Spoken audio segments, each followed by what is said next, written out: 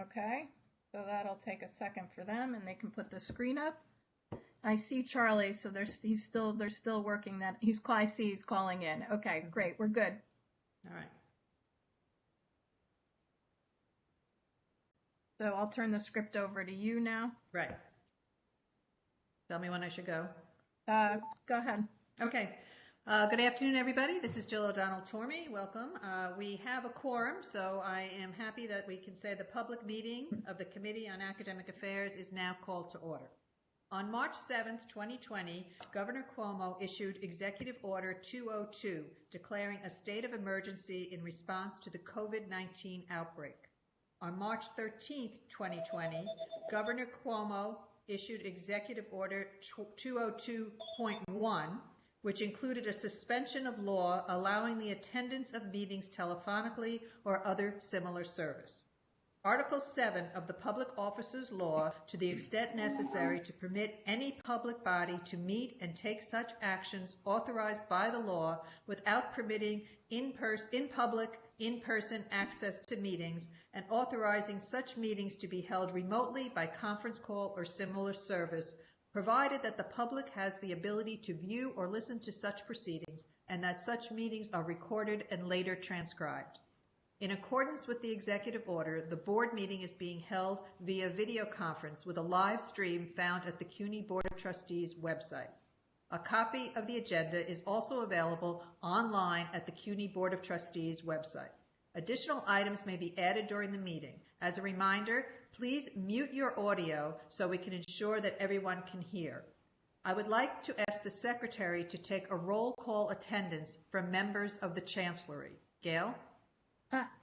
Please respond, members of the Chancellery, please respond present when you hear your name. Chancellor Matos Rodriguez. Present. Derek, General Counsel and Senior Vice Chancellor for Legal Affairs, Derek Davis. Present. Executive Vice Chancellor and University Provost, Jose Luis Cruz. Present. Excellent, thank you. Okay, thank you, Gail. I now call Executive Vice Chancellor and University Provost Cruz for his report. Thank you, Madam Chair. I would like to share with the committee a couple of items from the academic affairs side of the House.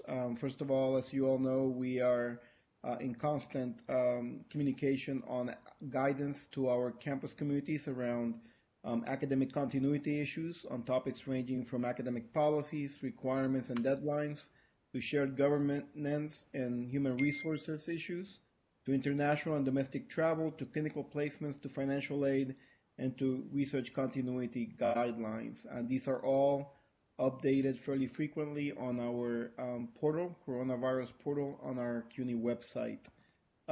We have also started to pivot towards the summer 2020 and the fall 2020 terms. The colleges and university are planning activities to better position us for a successful summer term that will also, in turn, prepare us well for the fall term. Specifically, we are working on three different areas. We're working to optimize our summer 2020 course offerings and ensure that we have optimal learning outcomes for those.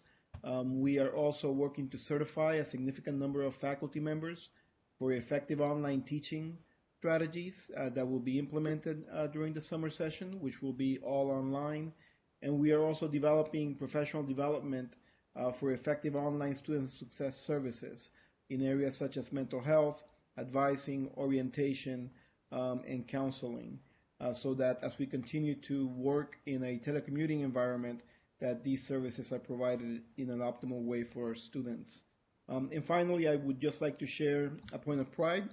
CUNY's ASAP program, which has been with us for over 13 years, recently won the prestigious 2020 Innovations in American Government Award from Harvard University's John F. Kennedy School of Government. So we're all very proud of that program. And with that, Madam Chair, I turn it back over to you. Thank you very much, and congratulations on that. So now let's turn to the items requiring a vote today. Given that all board members are participating remotely, I will announce the resolutions and ask for members to respond, only if you would like to abstain or oppose an item. Otherwise, your vote will be recorded as a yes vote. If you are voting no or abstaining, please state your name and vote. Additionally, if you wish to second an item or have any questions, please state your name first for the record, and let's try to avoid speaking over one another. We'll take up the following items for approval. Action item 2A, which is the approval of the minutes of the March 9th, 2020 meeting. I move the approval of action item 2A. Do I have a second? Henry seconds. Thank you. Any discussion? Hearing none, we will now vote.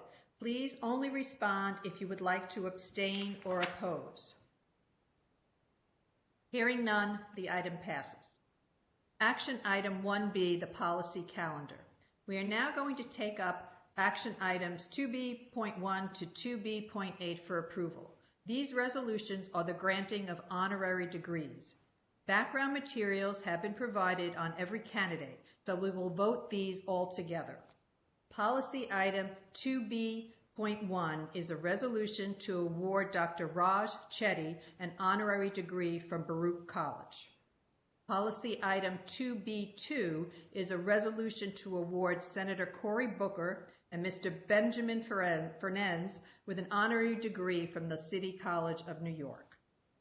Policy item 2B3 is a resolution requesting to award Mr. Bernard Carabello with an honorary degree from the College of Staten Island.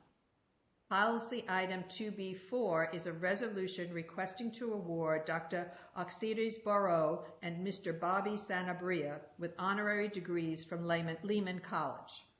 Policy item 2B5 is a resolution requesting to award Dr. Natalia Kanim with an honorary degree from the Cuny School of Public Health and Health Policy.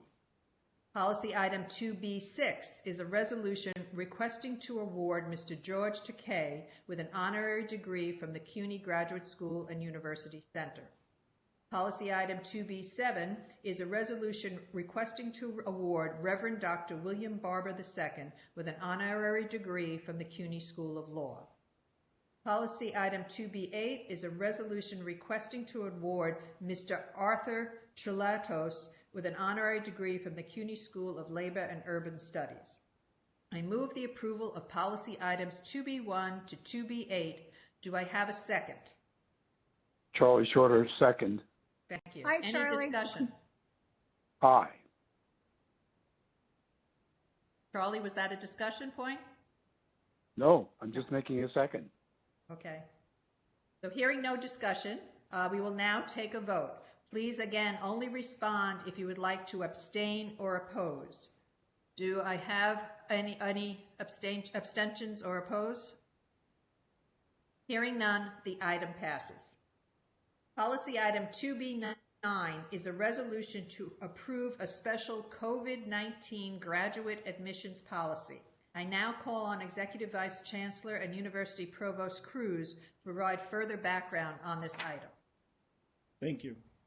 In response to the development of opt-in, pass-fail, and credit-no-credit grading policies, faculty and students within the university and across the country have expressed concerns about how these grades may influence the likelihood that undergraduate students who select to be graded on this basis will be admitted into competitive graduate programs.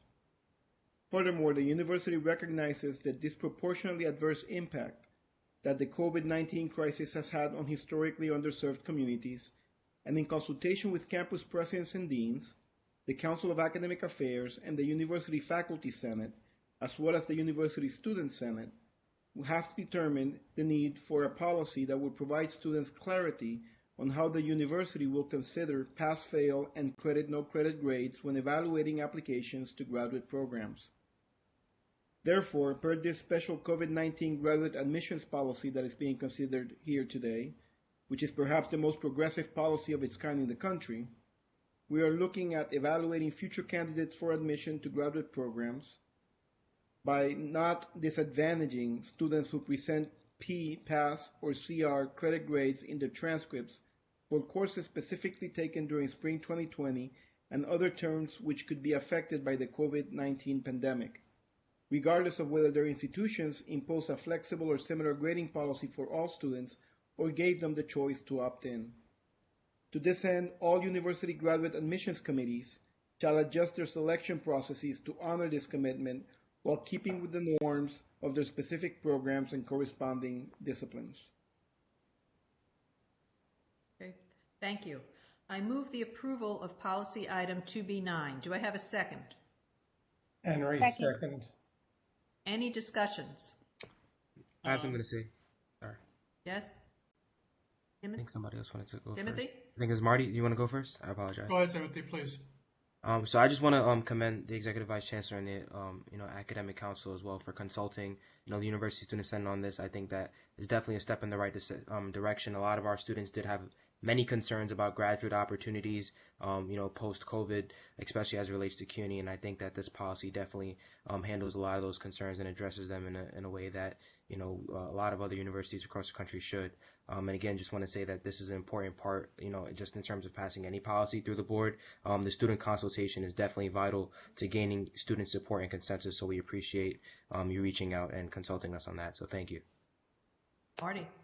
Okay. For the record, to the Executive Vice Chancellor, the terms going forward would, I assume, include summer 2020. They might include fall 2020. But since some professional schools don't look favorably upon such grades, no matter what CUNY may be offering, I do wonder if you can envision, hopefully with us, a limit to this policy. Yes, so In what way? the way the policy is presented right now, it would apply for terms in which the credit, no credit grading policy is in effect for CUNY. And so as of now, it's only applying to spring 2020. When the grading policy was approved by the Board of Trustees in March, I believe, it gave the chancellor the opportunity to extend it if the circumstances warranted. Right. But that is, as of today, not been a policy that has been implemented for the summer or beyond. Great, thanks. Just wanted to get that on the record. Any other discussion? If not, we will now vote. And again, please only respond if you would like to abstain or oppose. Hearing none, the item passes. Policy item 2B10 is a resolution to approve the actions in the CAPRA dashboard. I now call Executive Vice Chancellor and University Provost Cruz to provide further background on this item. Thank you.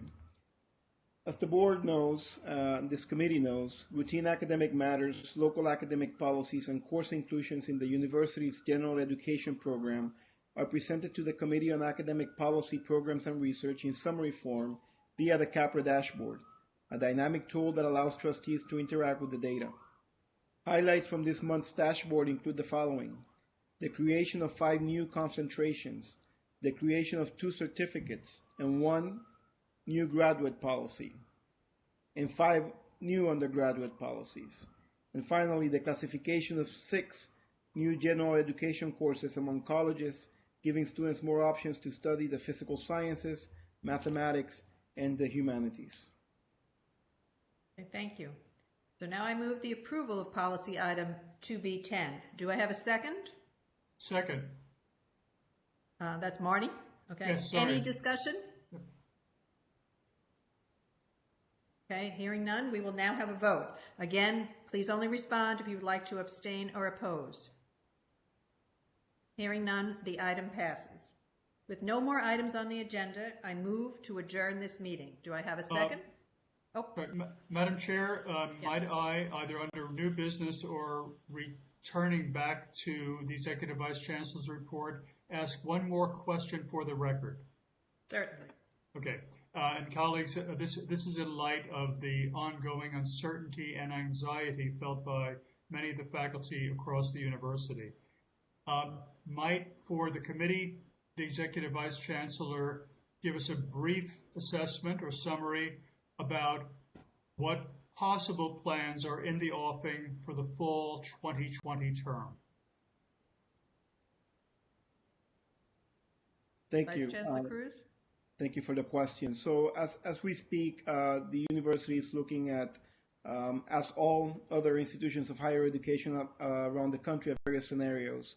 The reality is that from the standpoint of our ability to, for example, make decisions regarding the mix of teaching modalities in the fall, we are waiting for the Department of Education, U.S. Department of Education, and NICED, and Middle States, our accreditor, to indicate whether or not they would be providing a waiver that would allow institutions such as Cuny to continue to provide online courses into the fall, fully online programs into the fall, or whether or not institutions will be required to certify themselves in order to be able to do that. So that's one part of the constraints around the scenarios that we're looking at, is the regulatory and accreditation body requirements. Then, of course, we're part of a bigger ecosystem in the state and the city that is still in the process of considering how society and the economy will open back up. And so those are considerations also that the university has in front of it. From the standpoint of actual preparations for the fall, what we do know is that regardless of how all of these constraints interact with each other, the university will, in all likelihood, be seeing an increased dependence on online courses and perhaps remote services. And so that's why we're using the summer, the time between now and the fall, to provide as much training as we can to both faculty and staff to be able to deliver effectively via distance learning and telecommuting. And as time progresses, we will be able to sort of hone in on what the actual scenarios are in consultation with our campus communities before making a final decision on the fall. But as of now, no decisions have been made regarding the fall. We're only in preparation mode for whatever scenarios may be in front of us. Right. Okay. Thank you very much. Thank you. So if there's no other items on the agenda, anyone else? If not, I move to adjourn the meeting. Do I have a second? Second, Henry. Thank you. The meeting is adjourned. Thanks, everyone. Thanks. Thank you, Madam Chair. Um, Bye. Bye. Take care.